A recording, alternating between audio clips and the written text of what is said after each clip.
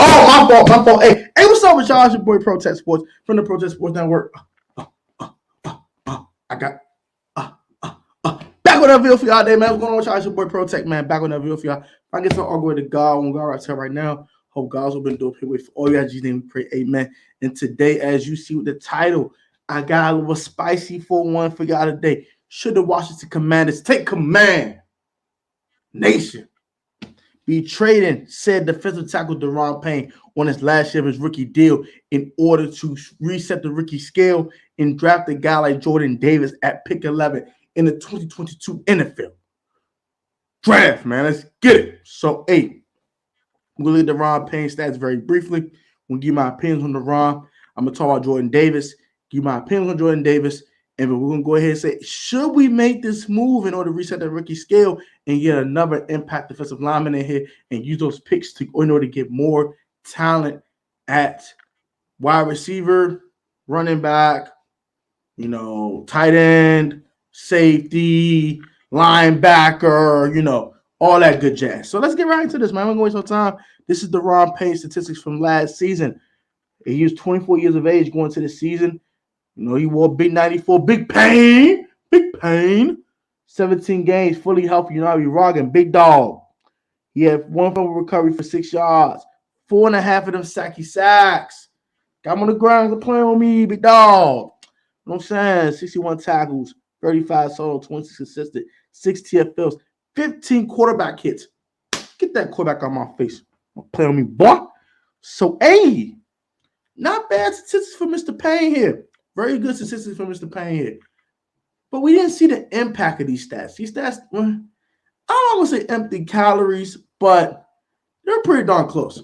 Because it impact ball games with these statistics here. So, next thing I want to go ahead and do is talk about Mr. Jordan Davis very, very briefly.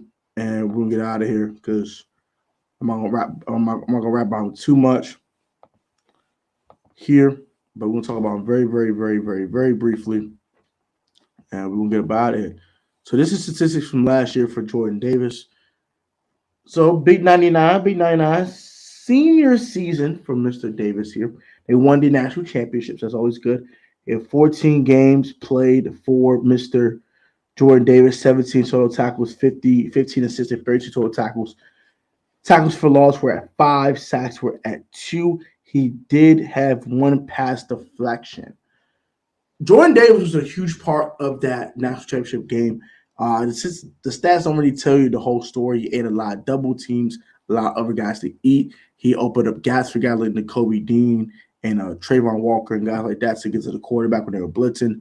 Trayvon Walker was an edge rusher. We gave him a point, so it allowed Trayvon Walker to have one-on-ones to get to the quarterback, and also for a guy like Nakobe Dean to be able to blitz to get to the quarterback. Also, allowed him to get home before because he's double teamed, so they allowed the ends to eat and things of that nature. So the statistics don't tell you the whole story about Jordan Davis, but maybe this draft profile might do the trick for us today.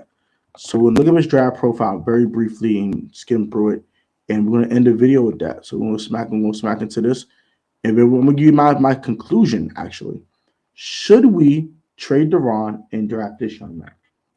So. Jordan from North Carolina, not Little Carolina. Shout out to Charlotte. She's 6'6", 340 pounds. That boy is a behemoth. He's a mammoth of a man. Goodness gracious almighty. 6.5 prospect grade. Boom or bust potential. And next gen stats have him at an 84, which is pretty good. So 4.78, 40 yard. What the? He was a 4.7 at 340 pounds? Oh my gracious. What the heck? That's insane. Oh yeah, all right, so he's 340 pounds. He jumped the same amount as Chris Olave. That's crazy. 12.3 broad jump. What the? Insanity. Goodness gracious almighty. So his NFL comparison, that's a great comparison. Oh my gosh almighty. So stress for Mr. Jordan Davis here. Assignment-oriented player, but still thrives. Squares the block and tosses it aside when he's ready. Flows through an edge when he finds his positioning. pure power to battle through wash down blocks, can shed blocks and transition as a gap over, has talent to do more than just neutralize double teams. Hands are pinpoint accurate into the blocker's shoulders, plays with hand quickness and slaps opponent's hands off of him. Good hand usage. I like that. I like hand usage from defensive line. I like that a lot. Never on the ground. That's always great. Will not be blocked by a single block. That's what I'm talking about. Has size to overwhelm certain opponents. Potential to alter opponent's game plan. Ooh. Weaknesses. Occasional leverage issues due to his height. Can be a little straight-legged into lateral engagement. Below average first step quickness. You can't work on that, but it's something that you can push for the next level. It's not really a big deal. Lacks knee bend to roll downhill and with bull rush. Okay, that's something you could work on. Change of direction is not a thing for him. He is 340 pounds. Makes sense. Cannot disengage and tackle suddenly. That's something you got to work on. And redirected due to lack of bend in his rush. Okay. So, yeah. So that's all of Jordan Davis's weaknesses and strengths going into this 2022 NFL draft.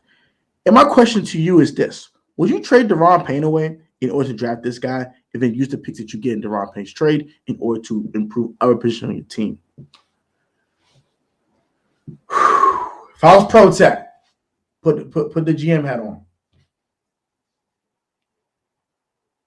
I wouldn't do it. I wouldn't trade DaRon.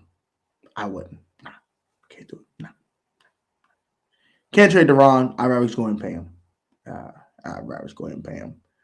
Because it sets a precedent in your locker room that you'll pay guys for their hard work and their dedication to your organization. And I think that's a good look to just go ahead and pay DaRon. I know you got to pay Terry McLaurin as well. So this is something that you might want to go ahead and maybe think about considering doing. But at the end of the day, you have your 4 stars. You can rotate your rotational guys for the draft and just keep drafting rotational guys. And you have your guys that are your stars for long-term purposes. I think that's the way you should go about it in Washington if you're the Commanders. And also another thing is Jordan Davis is a boom or bust potential. So he could boom or he could bust. And you trade DaRon away, who's already a sure thing. You know he's going to bring to the table. You know what he's going to do. He's only 24 years of age. He's not that much older than a guy like Jordan Davis is. So just keep DaRon, man. But if they entertained it, I understand. But that's going to do it for me. Like, comment, subscribe. You guys are new, turn post notifications. Or catch a Protest Sports video at the Protest Sports Network. Y'all put God for safety to COVID. Or your most Atlantic talent sports, children on official on the field, technically sound. You will also connect to talent, athleticism, through hard work, and dedication, man. Protest fans will always have a great one, guys. Let me know what you guys think in the comment section down below. Your boy Protect's in his bag, man. What do you think about this?